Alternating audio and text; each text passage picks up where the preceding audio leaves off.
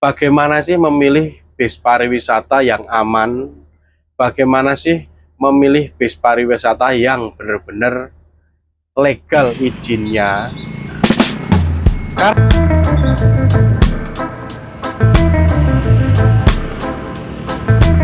Oke, selamat siang sahabat Tebelungan dimanapun Anda berada. Semoga siang hari ini teman-temanku semua, sahabatku semua dalam kondisi yang berbahagia, sehat walafiat, dan dimudahkan dalam segala urusannya. Nah teman-teman, banyak sekali perusahaan yang menawarkan bis pariwisata ya, jasa persewaan transportasi pariwisata yang berwujud bis. Namun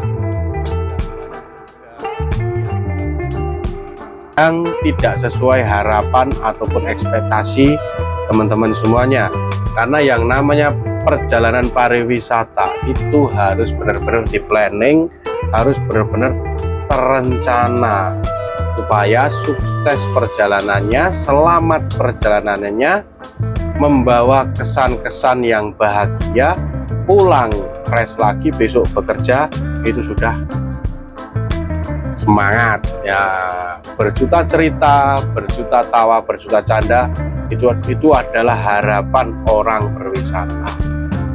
Ada tips dan trik bagaimana sih memilih bis pariwisata yang aman, bagaimana sih memilih bis pariwisata yang benar-benar legal izinnya. Karena banyak sekali di luaran sana memaksakan, sebenarnya bis sudah tidak layak jalan tapi masih disewakan untuk melayani panjenengan semuanya. Tips yang pertama, kita lihat seperti apa perusahaan otobus itu sendiri. Kita bisa lihat, scroll dari media sosial, dari TikTok, dari IG, dari YouTube, dari review, bahkan sekarang udah ada yang namanya Google Review. Kita bisa lihat seperti apa sih tingkat kepuasan customer yang sudah memakai jasa layanan transportasi ini. Yang kedua, kantornya jelas. Jadi jangan hanya mempercayakan kepada 1-2 orang ya tidak menutup kemungkinan mungkin itu langganan Anda, tapi akan lebih baik kalau Anda datang langsung ke kantor, Anda showing, Anda lihat bis mana yang akan Anda pakai untuk perjalanan Anda dan rombongan. Ketika Anda datang ke kantor langsung, Anda bisa memastikan dan Anda bisa mengambil sampel foto, nanti bisa dicocokkan ketika yang datang itu sesuai yang Anda inginkan atau tidak. Anda untuk komplain itu sangat mudah karena Anda punya bukti dan Anda sudah melihat sendiri fasilitas apa yang ditawarkan, kelengkapan apa, keamanan seperti apa, tahunnya berapa, body bisnya seperti apa. Anda sudah melihat kalau Anda datang langsung ke kantor. Yang ketiga, sinkronkan tahun dengan spek bis. Ayo, misalkan kok speknya terbaru, speknya bagus, bodinya terbaru, tapi tahunnya lama, ya Anda wajib lebih berhati-hati. Ya tidak menutup kemungkinan mungkin bis yang sudah berumur tapi perawatannya baik, bagus, tidak akan terjadi kendala apapun di jalan, ya mungkin saja bisa. Tapi untuk mengantisipasi dan memperlancar perjalanan Anda, alangkah lebih baiknya dicek ya tadi tahunnya, tahun pembuatan, tahun perakitan, kilometer kalau perlu dilihat kilometernya berapa ribu kilometer, berapa ratus kilometer, terus bis ini perawatannya seperti apa, historisnya kan ada di situ. Yang keempat, percayakan perjalanan Anda kepada orang-orang yang berkompeten di bidang pariwisata. Contohnya pada kru pengemudi yang sudah sangat pengalaman di bidangnya. Terus kalau bisa ketika mau berangkat udah tahu bisnya itu, kita minta nomor telepon drivernya. Minta nomor telepon drivernya untuk apa? tujuannya untuk membicarakan tentang rute kalau Anda tidak memakai biro perjalanan. Kalau Anda dikelola sendiri dengan panitia sendiri, itu bisa berkoordinasi, bertukar informasi masalah penjemputan, rute pemberangkatan, jam pemberangkatan, terus rencana untuk mau istirahat makan di mana, seperti itu kan. Nanti bisa bertukar wawasan dengan Bapak kru yang sudah sangat berpengalaman.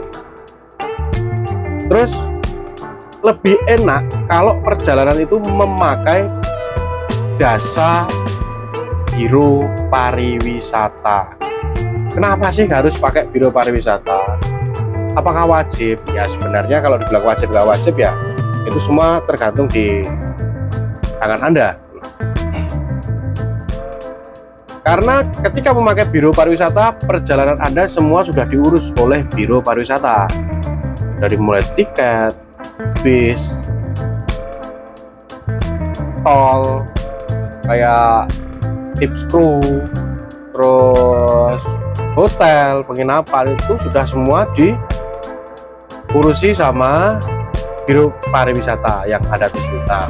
Jadi jenengan piknik udah tinggal duduk, tinggal menikmati perjalanan, tinggal request ini itu, pokoknya nggak usah perlu repot-repot mikir tiketnya bayar berapa, parkirnya berapa, tips untuk kru berapa, mampirnya di mana, nggak perlu. Jadi lebih simpel, lebih enak, lebih nyaman piknik itu pakai biro pariwisata. Dan pastikan juga biro pariwisatanya itu terpercaya dan andalan panjenengan semuanya. Kalau Anda butuh informasi tentang biro pariwisata mana yang bagus, yang tingkat kepuasan pelanggannya itu tinggi, datang ke perusahaan otobus. Karena perusahaan otobus bekerja sama dengan biro. Semakin sering biro memakai jasa armada kami, itu berarti tingkat kepercayaannya lumayan tinggi. Jadi kita akan rekomendasikan seperti itu ya. Nah teman-teman, kilasan sedikit trik dan tips untuk memilih armada pariwisata yang bagus, yang aman, yang ramah, pokoknya the best gitu ya. Mana saja, pokoknya kemanapun perusahaan otobus itu saya rasa akan mengedepankan pelayanan yang terbaik. Tapi semua kami kembalikan kepada selera customer.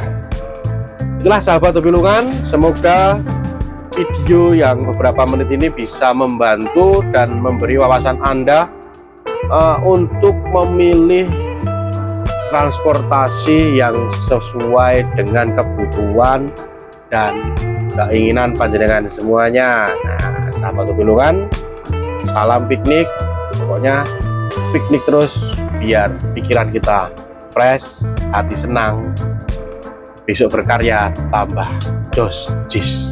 Terima kasih. Jangan lupa ya di komen dan di like, subscribe. Atur nuhun.